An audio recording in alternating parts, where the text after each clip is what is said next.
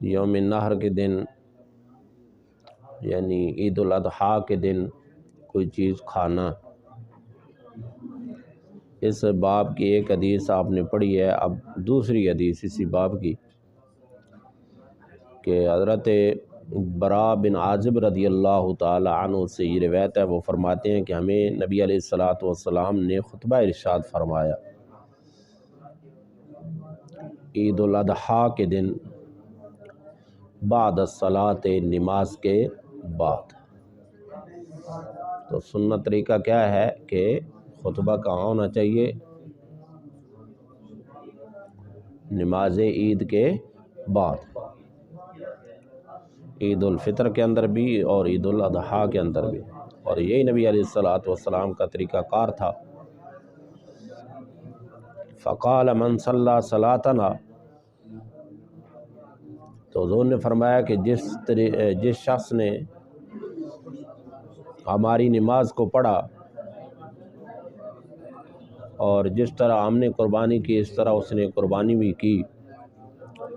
تو اس نے قربانی کو بھی پا لیا،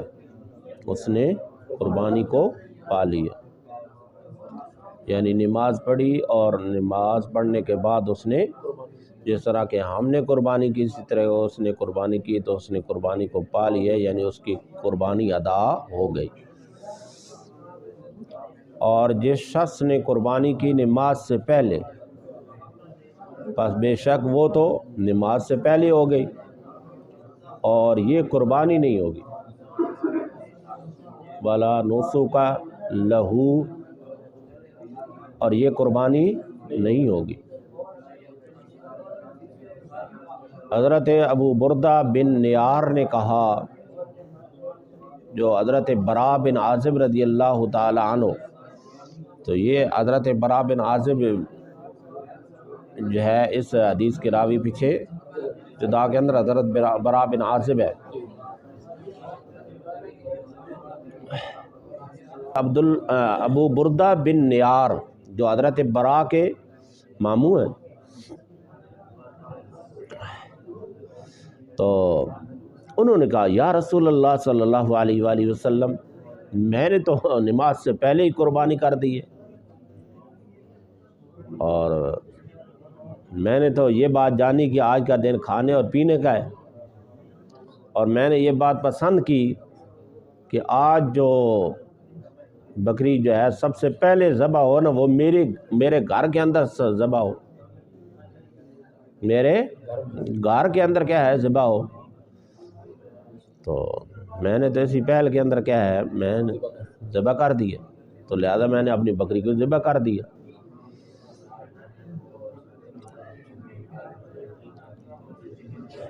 اور پھر میں نے اس سے ناشتہ بھی کر لیا،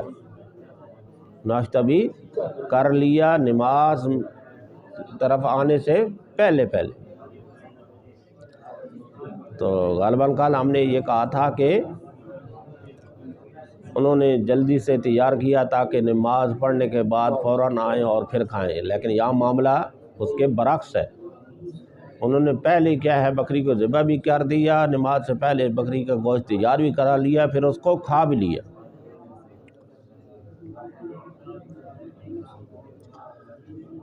قال، تو نبی علیہ الصلوۃ والسلام نے ارشاد فرمایا شاتک شات لحم، تمہاری بکری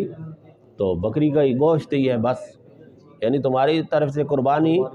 نہیں ہوئی، بس یہ گوشت ہے، تم اس کو کھا سکتے ہو۔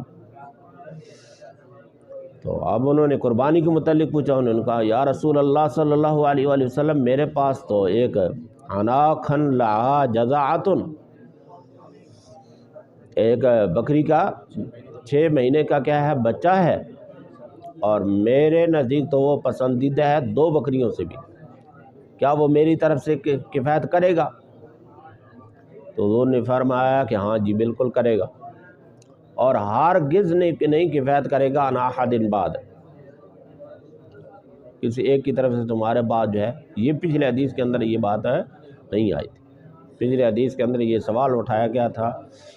راوی کی طرف سے کہ کیا یہ انہی کی طرف سے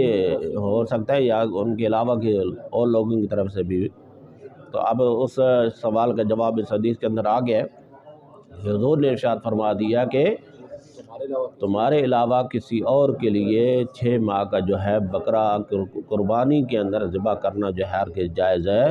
نہیں ہوگا۔ تو ہم کو اختیارات ہیں جو اللہ تبارک و تعالی نے کیا ہے عطا کیے ہیں۔ کوئی مفتی ہوگا، کوئی جو ہے شیخ الحدیث ہو، کوئی بھی ہو، وہ اس طرح کا فتویٰ نہیں دے سکتا، اس کو اختیار حاصل ہے نہیں ہے، بس ٹھیک ہے جی تم کر لو، تمہارے علاوہ جو ہے کسی کو اجازت ہے نہیں ہوگی، ایسا نہیں ہو سکتا۔ جی پڑھیں۔ بغیر منبر، یہ باب ہے نکلنا عیدگاہ کی طرف اور عیدگاہ کے اندر منبر نہ ہو۔ حضرت ایاد بن عبداللہ بن ابو سرح وہ حضرت ابو سعید خدری رضی اللہ تعالیٰ عنہ سے یہ روایت کرتے ہیں، وہ فرماتے ہیں کہ نبی علیہ السلام نکلتے تھے عید الفطر کے دن اور عید الاضحیٰ کے دن الی المصلی، عیدگاہ کی طرف، اور پہلی چیز جس کے ساتھ کیا کرتے تھے حضور ابتدا کرتے تھے وہ نماز ہوتی تھی، وہ یعنی پہلے حضور نماز پڑھا کرتے تھے۔ تو سیدھے ہاتھ چونکہ خطابات ہوتے ہیں نا اردو کے اندر، پنجابی کے اندر، تو اس وقت تو اس کی ضرورت نہیں ہوتی تھی، عربی کے اندر ہی خطبہ جو ہے کافی وافی ہوتا تھا،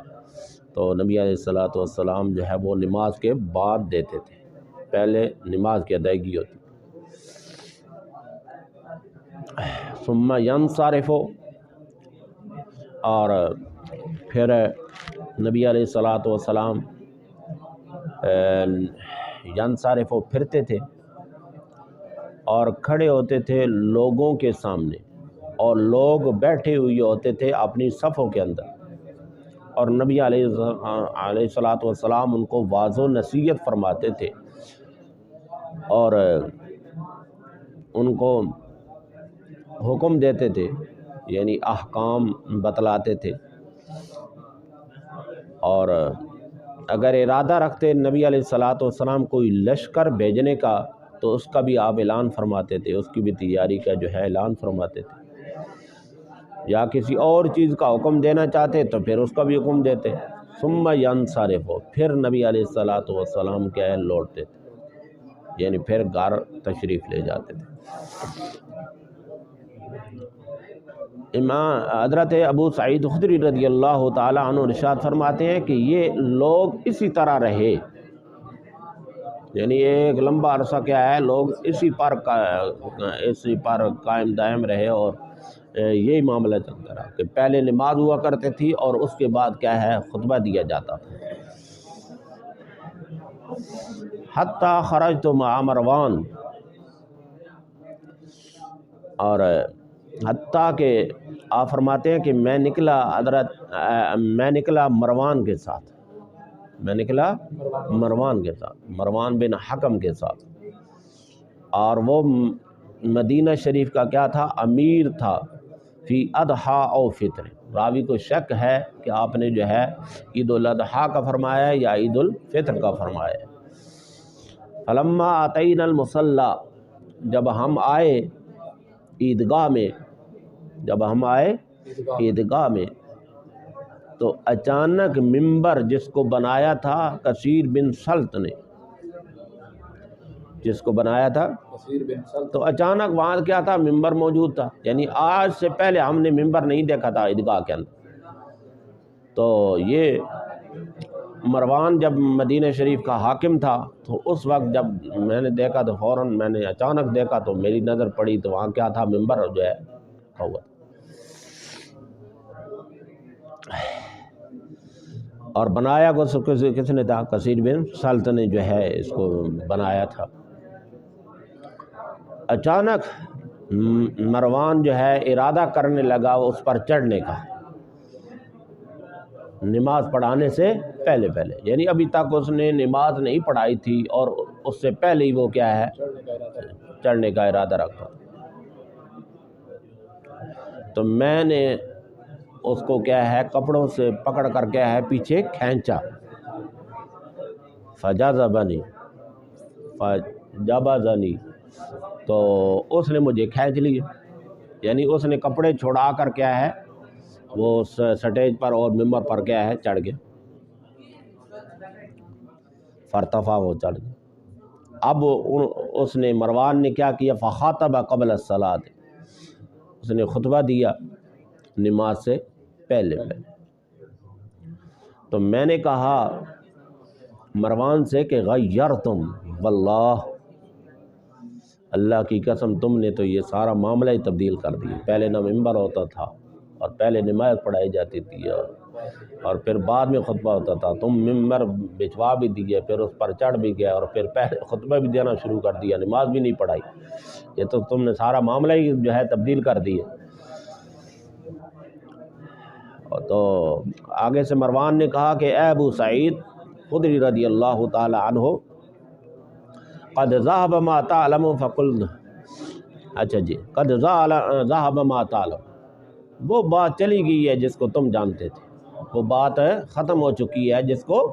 تم جانتے تھے۔ تو میں نے کہا کہ ما اعلم واللہ خیر مما لا اعلم، حضرت ابو سعید خدری رضی اللہ تعالی عنہ نے ارشاد فرمایا جو میں جانتا ہوں اللہ کی قسم وہی بہتر ہے اس سے جس کو میں نہیں جانتا، جس کو میں جانتا ہوں یعنی نماز سے پہلے نماز ادا کرنا پھر خطبہ جو ہے دینا، اس بات کو تو میں جانتا ہوں، تو یہ زیادہ بہتر ہے اس سے جس کو میں نہیں جانتا، جو تم کر رہے ہو۔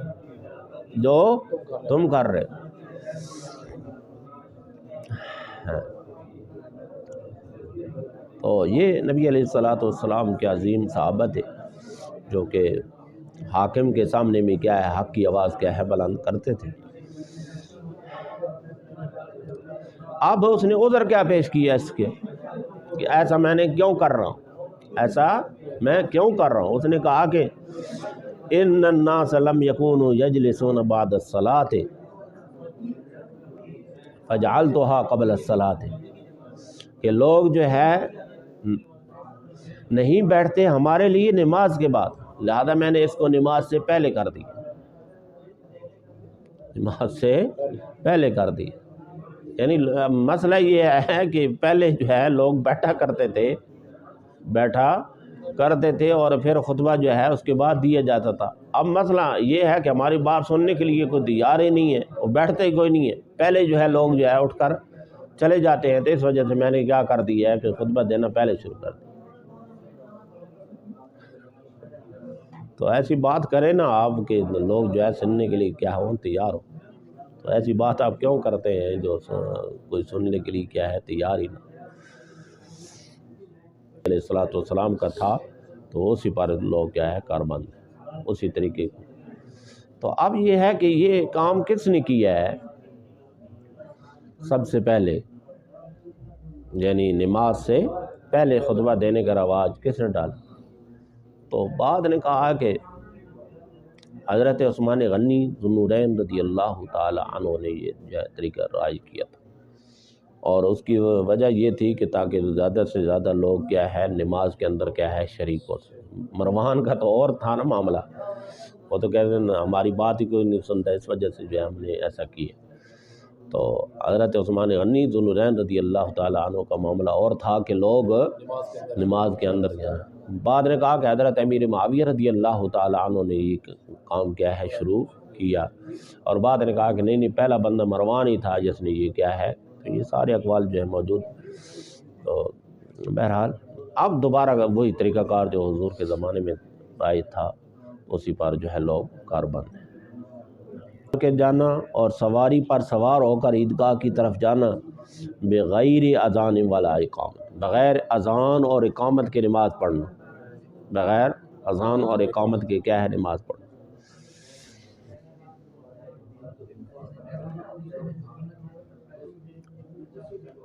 حضرت نافع سے و حضرت عبداللہ بن عمر سے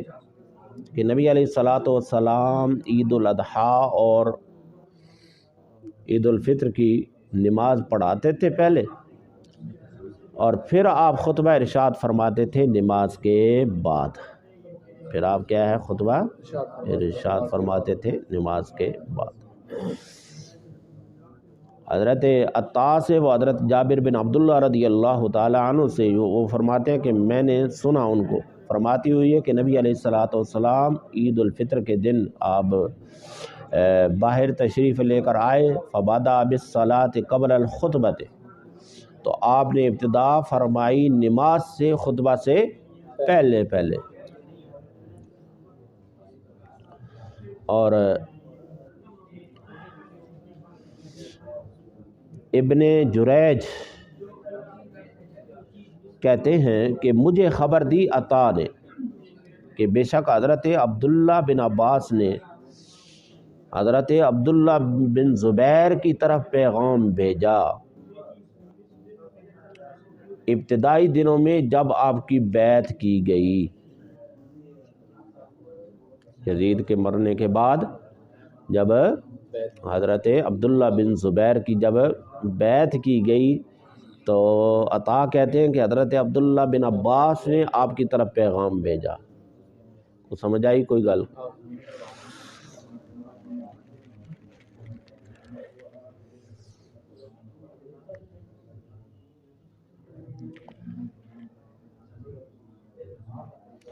تو آپ نے ارشاد فرمایا کہ اذان نماز کے لیے عید الفطر کے دن جو ہے اذان نہیں دی جاتی تھی، اور جو دن خطبہ کہاں ہوتا تھا؟ نماز کے بعد ہوتا تھا۔ یعنی حضور کے زمانے کے اندر حضرت عبداللہ بن عباس نے حضرت عبداللہ بن زبیر کو یہ خبر دی کہ یہ دو باتیں نہیں ہیں، ایک تو اذان نہیں ہے اور دوسرا کیا ہے، پہلے نماز ادا کرنی ہے پھر کیا ہے خطبہ دینا۔ تو چونکہ یہ چیزیں پہلے کیا ہے آ چکی تھی، رائج ہو چکی تھی، اس وجہ سے حضرت عبداللہ بن عباس کو یہ پیغام کیا ہے حضرت عبداللہ بن زبیر تک کیا ہے پہنچانا پڑا کہ آپ دوبارہ اسی جو طرز تھا نا، وہی جو نبی علیہ الصلوۃ والسلام طریقہ جو ہے ہمیں دے کر گئے ہیں، اسی پر جو ہے لوگوں کو دوبارہ جو ہے لے کر آئے کہ نہ اذان دی جائے، نہ اقامت کی جائے، اور نہ ہی جو ہے نماز سے پہلے خطبہ دیا جائے۔ تو اس کا مطلب کیا ہوا کہ کچھ وقت بیچ میں ایسا بھی آیا حضرت امیر معاویہ رضی اللہ تعالیٰ عنہ کے دور کے اندر کہ وہاں کیا ہے عید کے لیے بھی کیا ہے اذان دی جاتی تھی، عید کے لیے بھی کیا ہے اذان دی جاتی۔ تو اب دوبارہ جو ہے حضرت عبداللہ بن زبیر کے زمانے کے اندر پھر یہ معاملہ جو ہے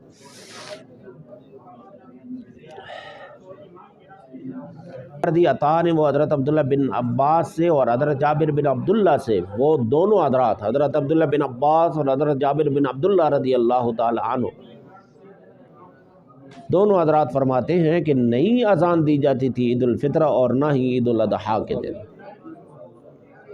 نہ عید الاضحیٰ کے دن۔ حضرت جابر بن عبداللہ سے ہے کہ نبی علیہ الصلوۃ والسلام کھڑے ہوئے، پس ابتدا کی آپ نے نماز کے ساتھ، پھر لوگوں کو خطبہ دیا۔ اس کے بعد جب اللہ کے نبی فارغ ہو گئے تو پھر نازل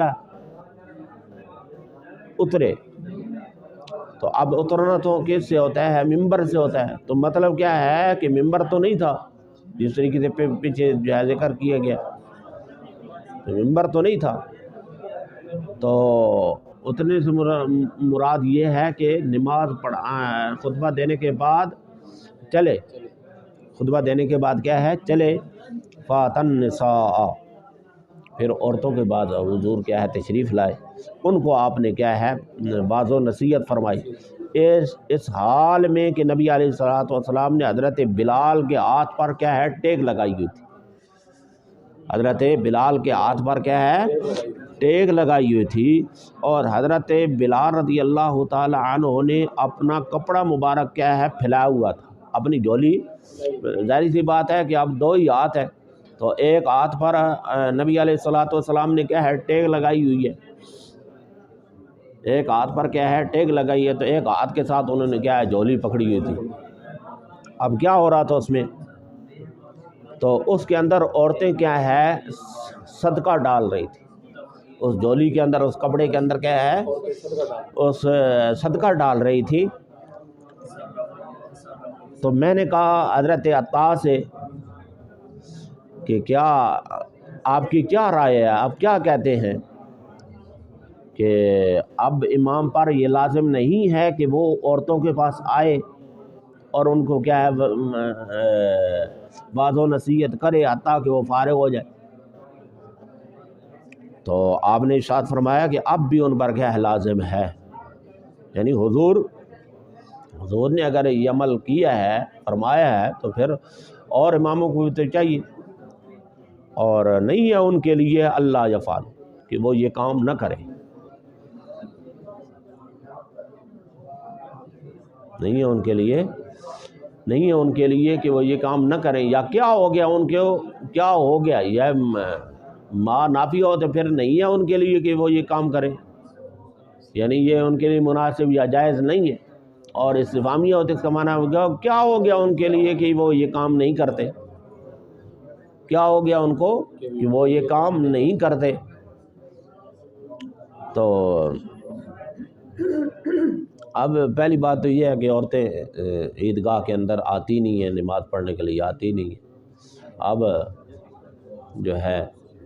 جہاں ایسا ہے کہ عورتیں نماز کے پڑھنے کے لیے کیا ہے آتی ہیں، تو اب ظاہری سی بات ہے وہاں کیا ہے سپیکر کے کیا ہوتے ہیں معاملات ہوتے ہیں، آواز جو ہے ان تک پہنچ رہی ہوتی ہے. تو اب علیحدہ طور پر جانے کے عورتیں جہاں جس جگہ پر موجود ہیں وہاں جانے کی امام کو ضرورت ہے نہیں ہے. تو اس وقت ضرورت تھی جب حضرت عطا بیان کر رہے ہیں، تو اس وقت سپیکر وغیرہ کا زمانہ نہیں تھا، تو وہاں جو ہے واضح و نصیحت کرنے کے لیے جس طریقے سے حضور گئے تو اس طریقے سے جانا پڑتا تھا. خطبہ دینا عید کے بعد، تو چونکہ یہ کچھ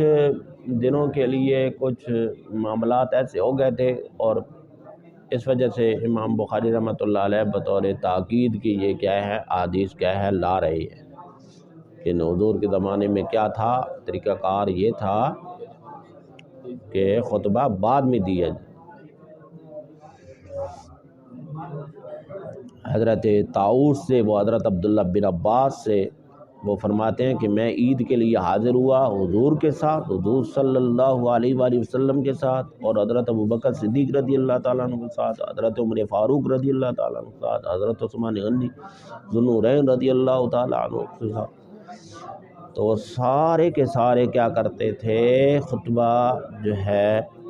خطبہ سے پہلے نماز پڑھا کرتے تھے، خطبہ دینے سے پہلے نماز پڑھاتے تھے. اور حضرت نافع سے، وہ حضرت عبداللہ بن عمر سے وہ فرماتے ہیں کہ نبی علیہ الصلوۃ والسلام اور حضرت ابوبکر صدیق رضی اللہ تعالیٰ عنہ اور حضرت عمر فاروق رضی اللہ تعالیٰ عنہ نماز پڑھاتے تھے عیدین کی خطبہ سے پہلے. اگلی حدیث ہے جی حضرت سعید بن جبیر حضرت عبداللہ بن عباس سے روایت کرتے ہیں کہ نبی علیہ الصلوۃ والسلام نے نماز پڑھی عید الفطر کے دن 2 رکعتیں،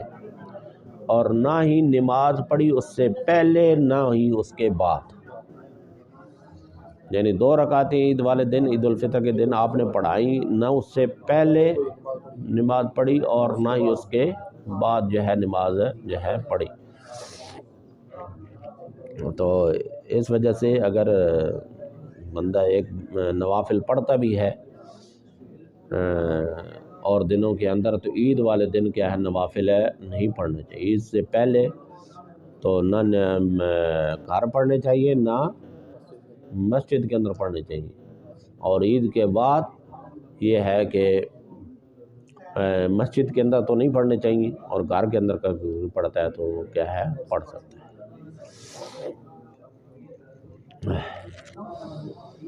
آئے نبی علیہ الصلوۃ والسلام عورتوں کے پاس، ومعہ بلال، اور آپ کے ساتھ حضرت بلال رضی اللہ تعالیٰ عنہ تھے، اور نبی علیہ الصلوۃ والسلام نے ان کو حکم دیا صدقہ کرنے کا. اور اب عورتیں کیا ہے شروع ہو گئی ڈالنے لگی اپنی بالیاں بھی، اور اپنے ہار یا لاکٹ جو ہے نکال کر گلوں سے کیا ہے اس کے اندر کیا ہے ڈال دیں. تو صحابہ کرام اور صحابیات جو ہے نبی علیہ الصلوۃ والسلام کی آواز پر لبیک کہتے ہوئے اپنی گردنیں بھی پیش کر دیتے تھے، تو ان لاکٹوں کی کیا حیثیت ہے یا بالغ کی کیا حیثیت ہے؟ ان کی حیثیت تو ہمارے سامنے ہے نا، ان صحابہ کرام صحابیات کے سامنے تو اس کی کوئی حیثیت نہیں۔ تو اگلی حدیث وہی ہے جو پیچھے جو ہے گزری مکمل۔